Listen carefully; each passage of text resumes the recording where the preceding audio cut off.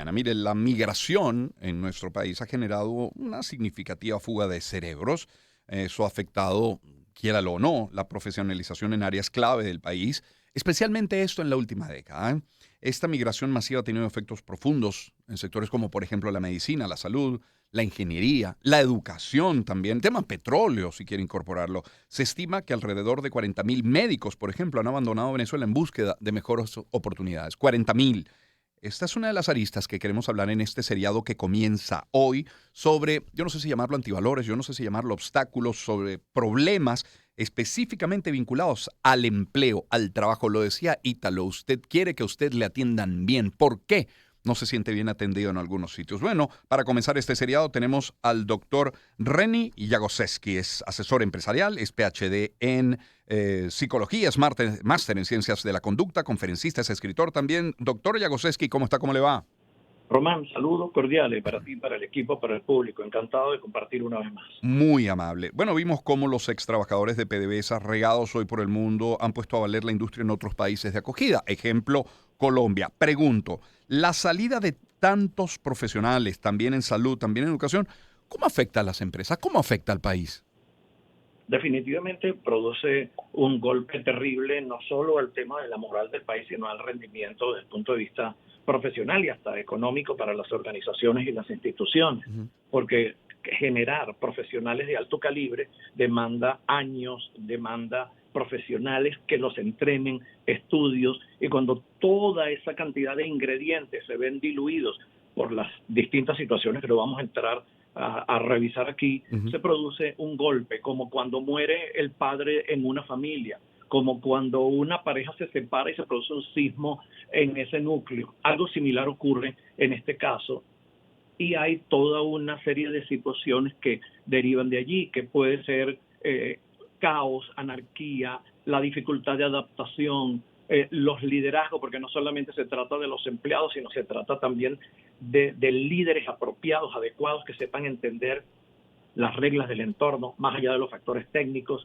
el tema del compromiso, cuando tienes que echar mano, el ventetú de tráete a aquel para que sea el gerente o tráete a aquel para forzarlo a ser líder, tratar de meter el cuadrado en el círculo, Ujú. no necesariamente funciona como se espera. Mm. De manera que genera una cantidad de inconvenientes y en los resultados finales y en la moral de los equipos, Claro. eso produce mellas. Y pienso en los jóvenes, quienes están en formación, porque con esos profesionales que se van perdiendo también referencias, se pierden profesores, se pierden guías, y eso tiene un impacto en el joven ese que está en formación. Esa migración masiva, ¿de qué manera afecta a la psicología de quienes decidimos quedarnos? ¿Se ve como una oportunidad de decir, aquel se fue, tengo chance yo? ¿Se sienten, por el contrario, como abandonados, como desprotegidos, como sin guía? ¿Cómo? ¿Qué impacto tiene? Y tiene ese impacto doble que bien lo has descrito en No. la pregunta comentario, porque por una parte algunas personas así lo comentan, bueno, tenemos más Claro. oportunidades. Es como el que va a una reunión, una fiesta y dice, hay 20 mujeres y solamente 5 hombres, qué bueno, podemos bailar con todas las que queramos. Mm. Pero al mismo tiempo también se produce ese efecto de desmoralización, porque hay algo que se llama que cuando una persona quiere, por ejemplo, un artista que está pegado y tú dices, o una película, acabo de ver tremenda película, todo el mundo quiere verla, Ujú. pero el efecto también se produce al contrario. Empiezan otros a pensar si lo mejor no será más bien irse, o se empieza a instituir lo mediocre, lo regular, lo Eso. improvisado como si fuera normal, y eso definitivamente trae consecuencias en los resultados y también en la ética Mm. y en la moral de una sociedad. Mediocridad es uno de los temas que vamos a tratar, de hecho, esta semana, que por cierto tendrá el día de conclusión el próximo día viernes, pero no a las 7:30, a las 7 de la mañana. Es el doctor Reni Jagoseski que nos acompaña para frenar la fuga de cerebros. Obviamente deberían cambiar las condiciones dentro del país. Eso es lógico. Mientras las condiciones se mantengan, buena parte de la población seguirá teniendo la barajita de la salida como opción. Ahora, dentro de las empresas, ¿qué debe cambiar para tratar de que ese personal no se vaya? Dentro de las empresas, por supuesto, en primer lugar, el tema de los incentivos. Ujú. Y el tema del incentivo, porque las personas tienden a funcionar por costo-beneficio cuando no están arraigadas por los valores o por las tradiciones. Hay personas que prefieren ganar menos si están en un lugar que les presenta y les genera el confort necesario o el sentido de inclusión o la línea de carrera, de saber que en 5 años ya no van a estar aquí, sino más arriba, que van a ser gerentes o que van a ser vicepresidentes.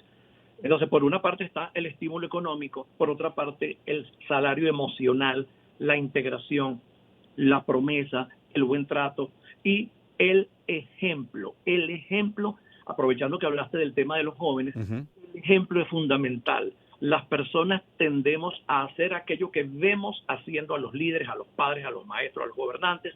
En vez de escuchar consejos, vemos ejemplos. El modelaje resulta fundamental. Además, nuestro cerebro posee neuronas espejo.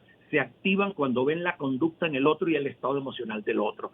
Resulta fundamental manejarse predicando con el ejemplo para poder inspirar, no solo motivar con un sueldo, sino además decirle al otro, mira lo bien que funciona esto cuando actuamos de esta manera. Yo quiero poner un ejemplo sobre la mesa que más de uno se siente identificado con él. Digamos que se va un cerebro de una empresa, ese empleado que yo quería tener, que yo quería retener y no pude. Bueno, a lo mejor el que viene no está tan bien preparado, pero es que yo como empresa tampoco tengo el dinero suficiente para pagar lo que merece el que sí lo hace mejor. Y entonces, digamos, de alguna manera se va mimetizando la mediocridad o se va mimetizando el empleado que queda con la mediocridad. Y entonces yo digo, bueno, si yo haciendo lo mínimo igual me van a pagar y tengo el empleo garantizado, bueno, pues haré lo mínimo.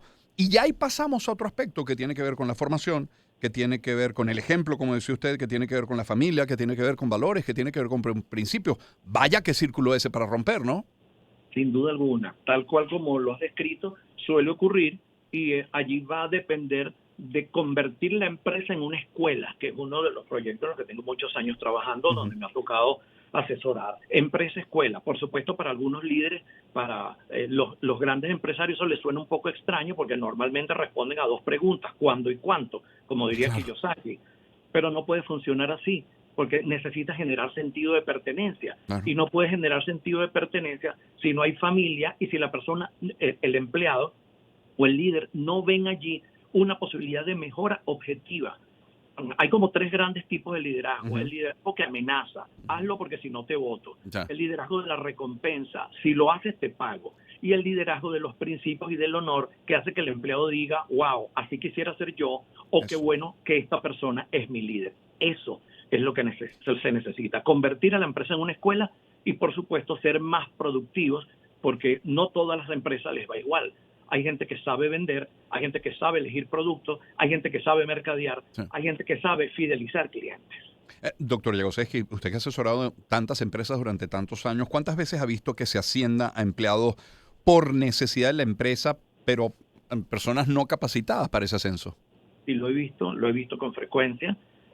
Una vez un empresario me dijo, la capacidad es importante, pero para mí la lealtad es mayor. Mire. Entonces, a veces buscas a la persona que es pariente, a veces buscas a la persona que te ha sido leal y no a la persona que es más capaz. Y también es un círculo vicioso al interior, porque al final de la historia terminan molestos porque no están dando la rentabilidad, la productividad o el valor agregado, que a veces no solo es rentabilidad, a veces también es generar un ejemplo y aportar valor a la sociedad, aunque eso suena muy idealista para algunos empresarios. Claro.